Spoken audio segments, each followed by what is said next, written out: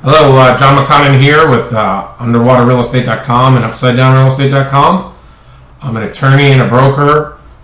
You can see I'll probably have some links on the website. We've closed over 100 short sales. In fact, multiple realtors in my office have closed over 100 short sales.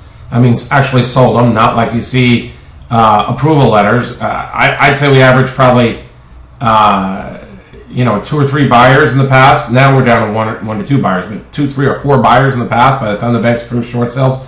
So if you have 2 loans, that's 8 approval letters per potential short sale transaction. So don't get fooled by approval letters. You got to look at the results and see what's going on, and don't believe for a second that someone who claims they got a 98 or 100% ratio that they're actually doing it. Because let me show you how a short sale with 2 loans works.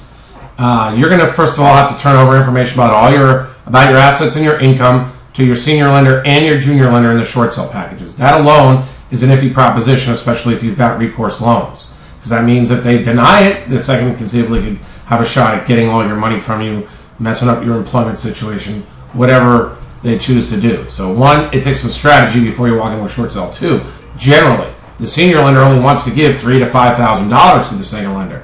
So you need some. This is rare. We don't even normally get $40,000. It's happened on some of the deals, but this is very high even for us.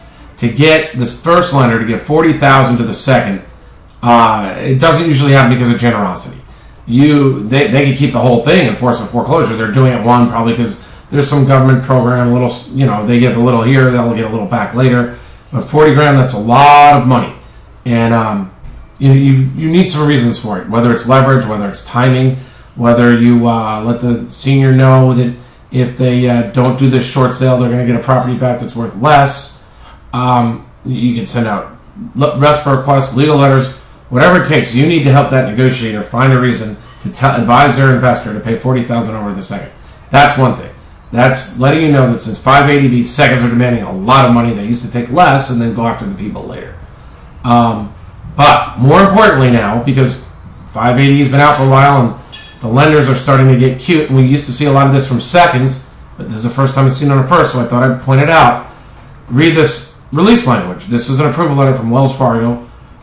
Just got it in January, February, May of 2012, and upon satisfaction of all terms specified above, the mortgages will be discharged, and a release document will be forwarded for recording. Now remember, mortgages are like a lien. I'm also a lawyer in mortgage theory state. And if acceptable per investor, guarantor, and or mortgage insurer guidelines, and state or federal laws. Now, I know if you can find one of my videos out there, in the past I had to look at Fannie Mae or Freddie Mac servicing guidelines, and I showed how they said that if the remaining loan balance is not released in writing, then consider it not released. Which was why, some of these other realtors that call themselves short sale experts, they had that all wrong. And I've got videos on YouTube talking about that and pointing out the lies on people's websites or the complete misrepresentations. But here's the point. This is no longer such a simple thing. We've got state law, but now they're starting to try to weave in federal law, mortgage insurer guidelines. I can see, is there a federal preemption? It takes more than it takes a little. If you have future income to protect, or you have a job that you don't want disturbed, or other assets, before you do a short sale with a realtor, make sure your realtor has a lawyer on your team, that you can talk to the lawyer whenever you want, that you can have your lawyer review the approval letters, that you can negotiate terms. I mean, look at the fee. This is why I'm a realtor, not just a lawyer. $36,000 in commissions.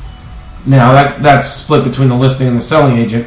But still, you know how hard it is in this kind of economy to get paid as a lawyer $10,000 from an individual? I'm doing real estate. I got into it because realtors make more than lawyers. Now, on a $36,000 fee, shouldn't they be interested in protecting your assets? And that's why, not just, go talk to a lawyer. I mean, a lawyer who's knowledgeable, who has your interest in mind, who you can even call after the transaction without being nickeled and dimed by $375 to $550 billable hours. If you're not working with us, I charge $350 to $375 as a billable hour, really $300 minimum. for a standard situation, and so do a lot of other lawyers. So if you want to be protected from start to finish, make sure your realtor has worked something out with a lawyer on your behalf. Thank you. John McConnon, underwaterrealestate.com and upsidedownrealestate.com.